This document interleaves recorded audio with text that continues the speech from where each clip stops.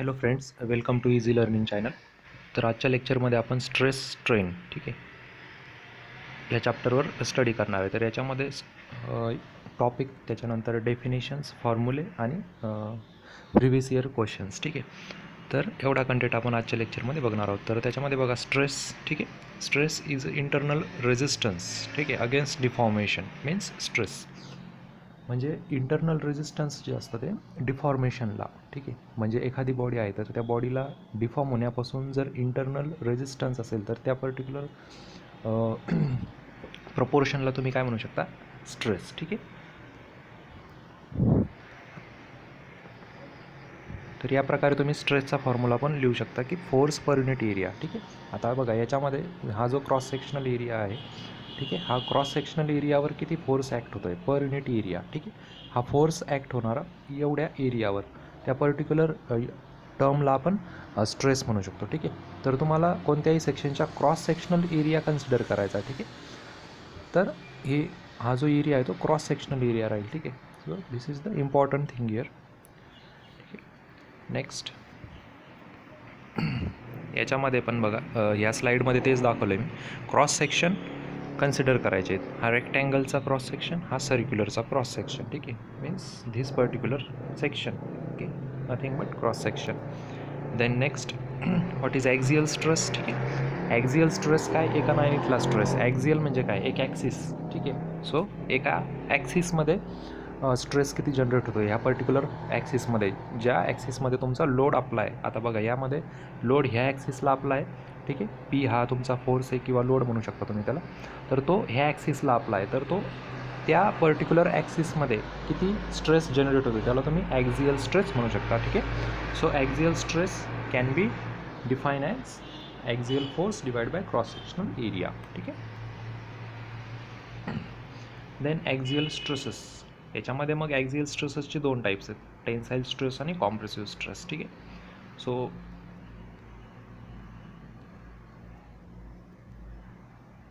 Tensile stress means away from the body ठीक आहे. That is pulling action ठीक आहे. एखाद्या बॉडीला तुम्ही जर पुल करताय तर तो झाला तुमचा टेन्साईल स्ट्रेस ठीक आहे. आणि कॉम्प्रेस करताय म्हणजे पुश करताय एखाद्या बॉडीला ठीक आहे, तर त्यावेळेस तो कॉम्प्रेसिव्ह स्ट्रेस ठीक आहे. त्याच्यानंतर टाईप्स ऑफ ॲक्झियल स्ट्रेसेस ठीक आहे. Tensile stress, compressive stress. आता ह्या दोन्ही स्ट्रेसेसमुळे बॉडीवर काय इफेक्ट होतो तर ते ह्या स्केचेसमध्ये तुम्ही बघू शकता ठीक आहे. टेन्शनल स्ट्रेसमुळं काय होतं की बॉडीचे जे मॉलिक्युल्स आहेत ते एकमेकांपासून दूर जातात आणि त्याच्यामध्ये टेन्शनल स्ट्रेस डेव्हलप होतो. आणि पुशिंग फोर्समुळं ठीक आहे, कॉम्प्रेसिव्ह फोर्समुळं काय होतं की बॉडीचे मॉलिक्युल्स एकमेकांवर इम्पॅक्ट करतात आणि ते कॉम्प्रेशनल स्ट्रेस डेव्हलप करतात ठीक आहे. तर या बॉडीवरून तुम्ही या दोन्ही पण जे स्ट्रेसेस आहेत टेन्साईल आणि कॉम्प्रेसिव्ह स्ट्रेसेस हे इथं तुम्ही बघू शकता. त्याच्यानंतर examples of tensile axial stress ठीक.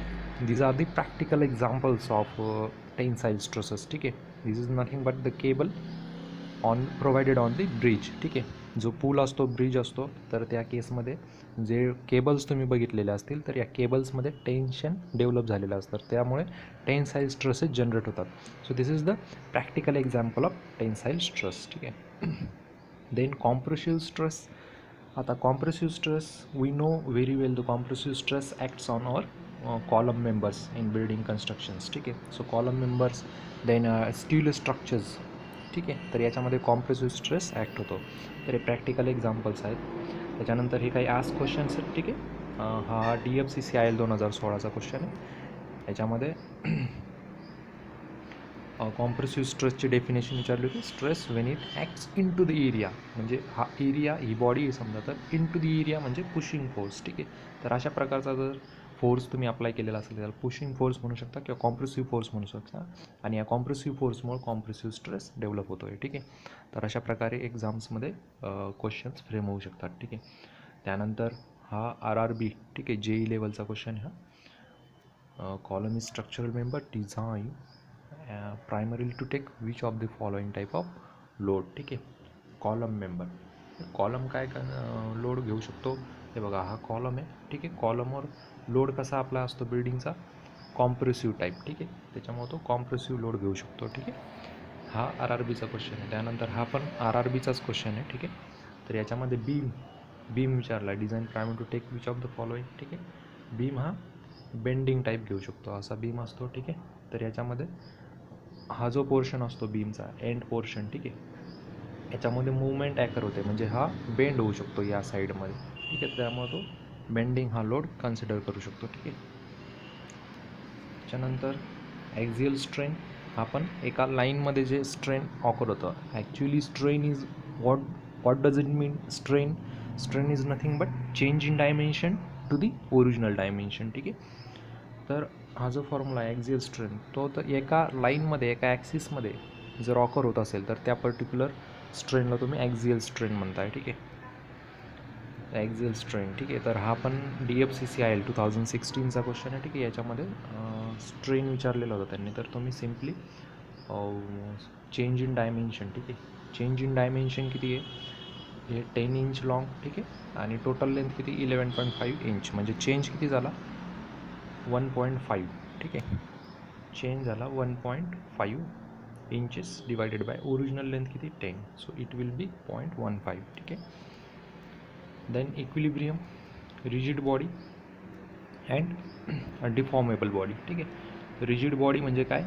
It doesn't change in length after applying force, ठीक आहे. And deformable body it deforms after applying force, ठीक आहे. तर एकदम सिम्पल वेमध्ये तुम्ही इथं ह्या डायग्राम्समध्ये बघू शकता. हे रिजिड आहे, याच्यावर किती फोर्स अप्लाय केला तरी ते बेंड होत नाही आहे, त्याच्यामध्ये डिफॉर्मेशन येत नाही आहे, ठीक आहे. पण याच्यामध्ये डिफॉर्मेशन्स आलेले तुम्ही बघू शकता, त्यामुळे ही झाली डिफॉर्मेबल बॉडी, ठीक आहे. तर सिम्पली तुम्ही आयडेंटिफाय करू शकता. ह्या स्केचमध्ये पण डिफॉर्मेबल आणि रिजिड बॉडी तुम्ही आयडेंटिफाय करू शकता, ठीक आहे. त्याच्यानंतर पॉयझन्स रेशो, ठीक आहे. पॉयझन्स रेशोमध्ये lateral strain to the linear strain हा रेशो जनरेट होतो, ठीक आहे. याच्यामध्ये न्यूची जी व्हॅल्यू आहे ती लाईज होते ह्या रेंजमध्ये 0 to 0.5, ठीक आहे. त्याच्यामध्ये सगळ्यात रिजिड जे मटेरियल आहे तुमचं कॉन्क्रीट, तर ते कॉन्क्रीट असतं सगळ्यात रिजिड मटेरियल, आणि त्याची जी पॉयझन्स रेशो आहे ती सगळ्यात कमी असते 0.15, ठीक आहे. त्याच्यानंतर स्टील हे एक महत्त्वाचं इंजिनिअरिंग मटेरियल आहे, त्याची पण पॉयझन्स रेशो 0.3 असते, आणि सगळ्यात जास्त पॉयझन्स रेशो असते ती रबर 0.5, ठीक आहे. तर अशा प्रकारचे पण क्वेश्चन्स हे बघा इथं मी सांगितलं आहे. DFCCIL 2016मध्ये हा क्वेश्चन ऑलरेडी असते. त्याच्यानंतर हा कॉन्क्रीट SSC 2015मध्ये विचारलेला आहे, आणि हा कोल इंडिया लिमिटेड CIL म्हणजे कोल इंडिया लिमिटेड या एक्झाममध्ये हा क्वेश्चन विचारलेला आहे, ठीक आहे. आणि हा बघा पॉयझन रेशो, हा क्वेश्चन DFCCIL 2016मध्ये विचारलेला आहे. जस्ट लॉन्जिट्युडिनल, ठीक आहे, रेशो विचारला आहे, lateral strain to longitudinal strain, ठीक आहे. लॉन्जिट्युडिनल स्ट्रेनला तुम्ही लिनियर स्ट्रेन म्हणू शकता, ठीक आहे. लॉन्जिट्युडिनल म्हणजे एका लाईनमध्ये, म्हणजे लिनियर, ठीक आहे. म्हणजे lateral strain to linear strain, तीच आपण इथं डेफिनेशन बघितली आहे. बघा इथं डेफिनेशन आहे पॉयझन्स रेशोची ही, ठीक आहे. तर हीच डेफिनेशन इथं आहे. तर याच्यावर DFCCIL 2016मध्ये ऑलरेडी क्वेश्चन हा विचारलेला आहे, ठीक आहे. So this much portion is sufficient for your JEE level exams और डिप्लोमा लेवल एक्झाम्स, ठीक आहे. So thanks for watching and share video with your friends. Thanks.